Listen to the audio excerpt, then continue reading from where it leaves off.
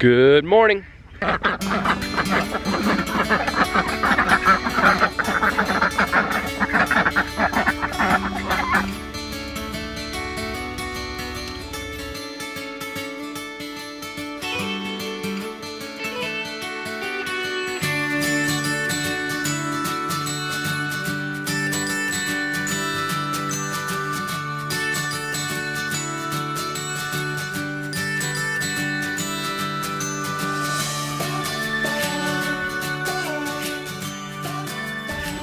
So that was Joey. He is one of our cats.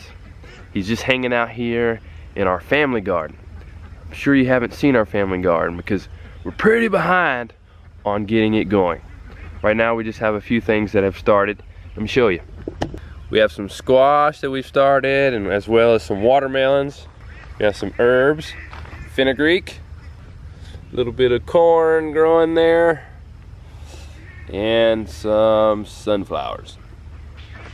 That's just one of the 4 sections that we have. This is the other section that we have, and we'll plan to work on this later today. We're gonna do family time in the garden, and that is actually one of the areas that we'll be focusing on.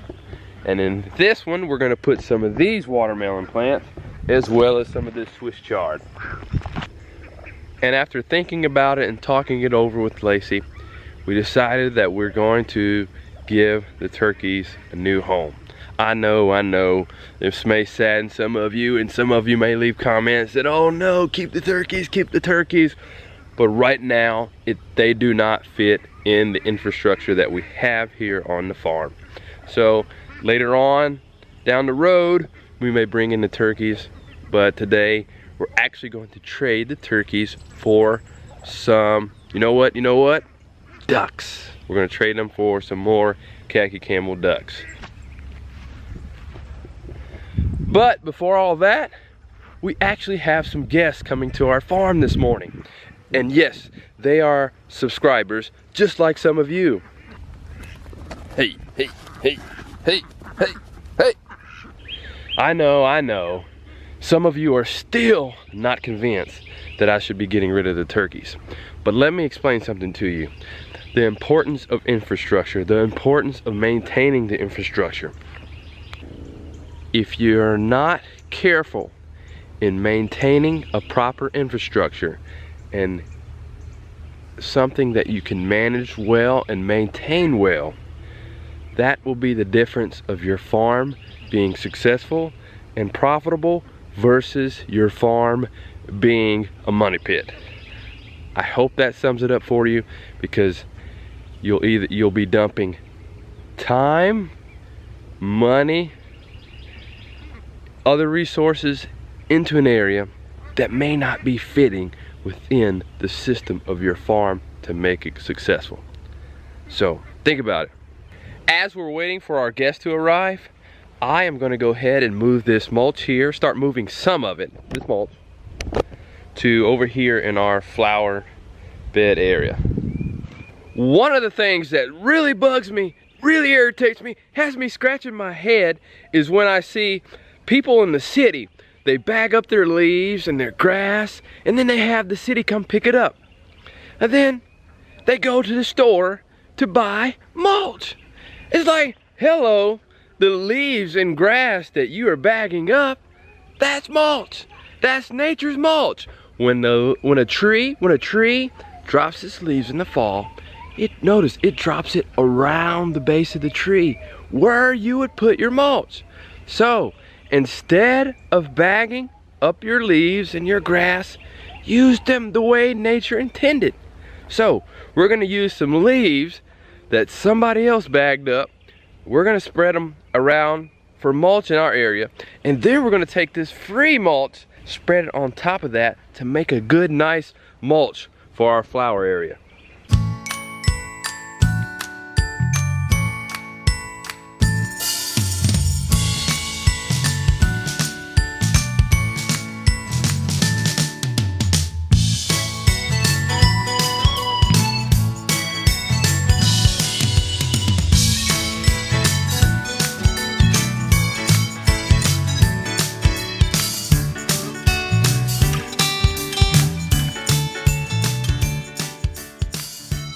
Well, our guests have arrived, and we are here with Mark Morris from Charlotte.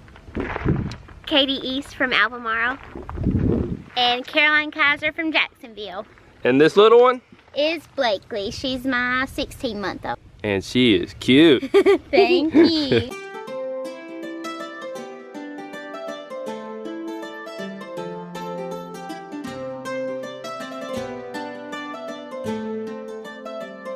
Really wants to be our tour guide, so she wants to show you all the turkeys, so you can walk them down there and show them the turkeys.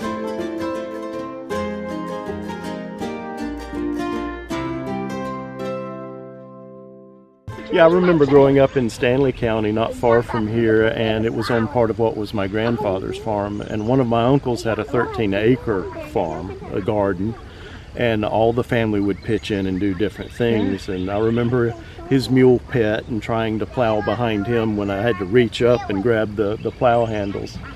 But you go over and harvest good stuff all summer long. Yeah. And it was That's great. different, even though the soil was mostly red clay on that farm. If you worked it right and used what you had available, it would yield a lot of good stuff. So it was a challenge. So Mark did some real farming back in the day when they really worked it. They didn't have those big tractors. That was a mule, and he worked hard.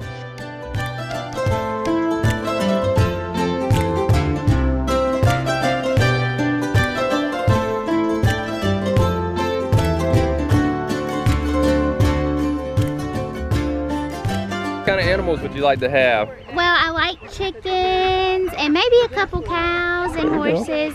I'm really interested in more of the animal side. Yep. Who are you looking Right. more to raising for your family or as a market sales as well? Starting out, that would be the best way. Okay. Just to kind of get my hands in the water. Okay. But I would like to venture out and start making a profit on it.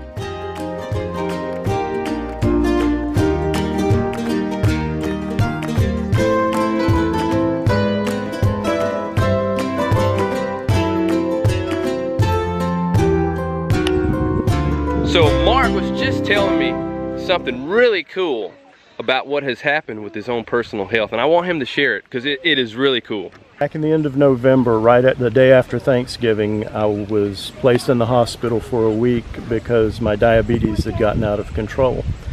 After coming out of the hospital and meeting with my endocrinologist, I said, well, I'm going to do Dr. Joel Furman's diet plan of eating G-BOMBs, which is an acronym for greens, beans, onions, mushrooms, berries, seeds, and nuts. And I said, in that way, I want to be off of medication by the end of March. Well, by the end of December, I was off of blood pressure medications. By the end of March, I was off of diabetes medications, no more metformin or glimepiride or insulin, all by eating a healthy lifestyle. Focusing heavily on the greens and then the other things in that acronym, and it's made a big difference. Lost 45 pounds, got 20 more to go, but the doctors are pretty happy with my results. It was funny when I went back to them and my A1C had dropped from 8.4 to 4.9, which is supposed to be below 7. They were upset that my A1C was that low. They wanted me to eat more carbs so I would stay insulin dependent when I don't have to eat more carbs. What an amazing story on how much eating a proper diet, eating well, can do for your health. Mark lost weight, he was able to lower his blood pressure, and he was able to come off insulin. That is absolutely fantastic. So I hope that encourages some of you to eat better.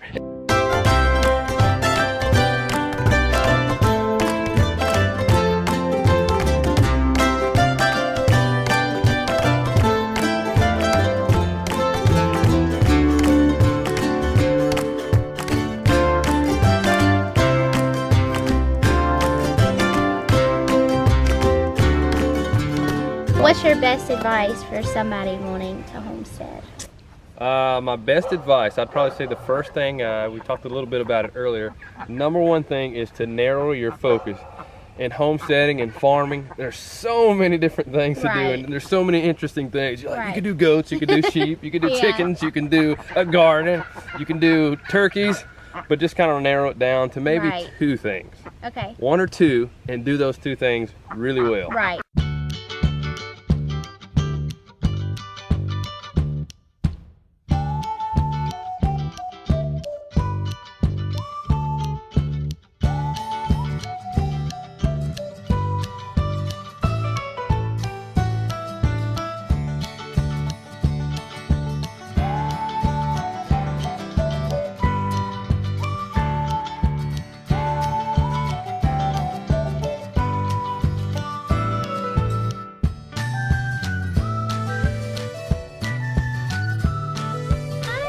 I'm so excited. There we go. So you got 2 in there, but they'll multiply to who knows what, how many. Awesome. Thank you so You're much. welcome. Thanks for coming. See ya. Thank you for having us. Bye-bye. Bye-bye. Bye. You gonna wave bye, Josiah? Thank you so much. Thank you very much. It was a pleasure having you out, Mark. Thanks, Mike. Come back again. Very nice meeting. Yeah. Can you say bye? Kids. Thank you. Say bye. Shake his hand. Okay. Shake his hand. Say bye. Pay attention. Bye, guys. Y'all be good. Take care, Josiah.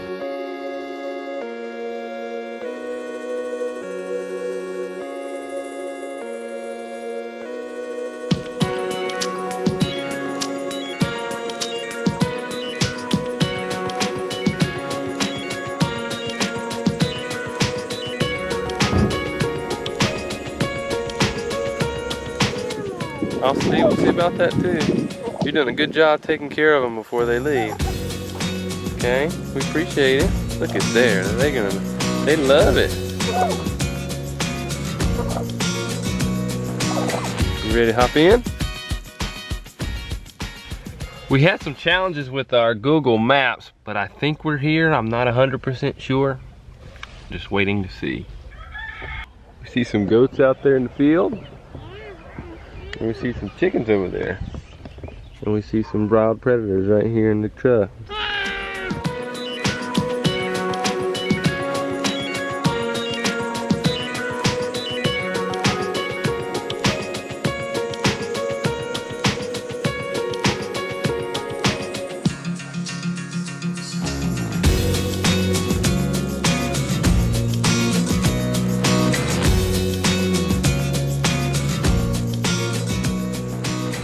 We are back home, and I've added a little fella to my back. There's my little buddy again. Say, hey, hey. And we're gonna let out the ducks in the electrified fencing that we got from David.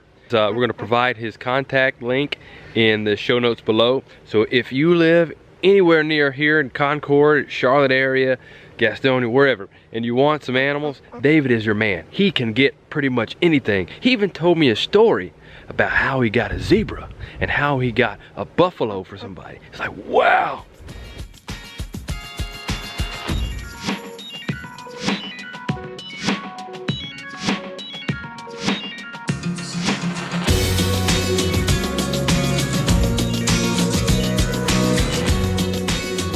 After we picked up the ducks, we had some lunch, and then we kind of did some schoolwork and just some things around the inside of the house, and just kind of took it easy because it was hot and humid outside, and there wasn't a lot you could do and be productive when it was with it being as hot as it was. So what we're doing right now is we're getting some things done out in the garden and on the farm outside together. Lacey is working on watering, and I'm tidying up a chicken tractor that we're going to use for the new ducks that we got.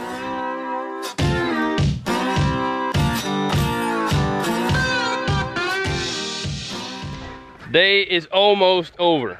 It's been one of those long, productive days. I have made a temporary chicken tractor for the ducks to be a duck tractor. So I still need to tidy it up, but we need to use it tonight. So we're gonna go ahead and at least get it used. So I used some pieces temporarily. You can see there's a pegboard piece and just not quite finished, but it will hold them. My main thing is I want to protect them from the owls, and I'll cover it up so that way we can keep them contained, because we were having some owl issues.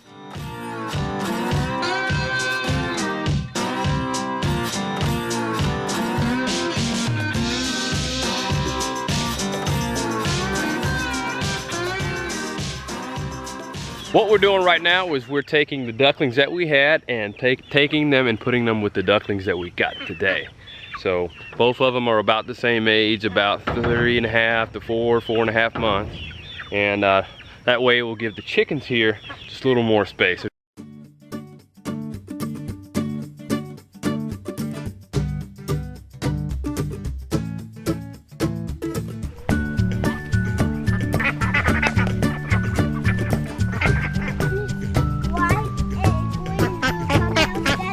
As a recap, earlier today, you saw that we got rid of the turkeys. Bye-bye turkeys.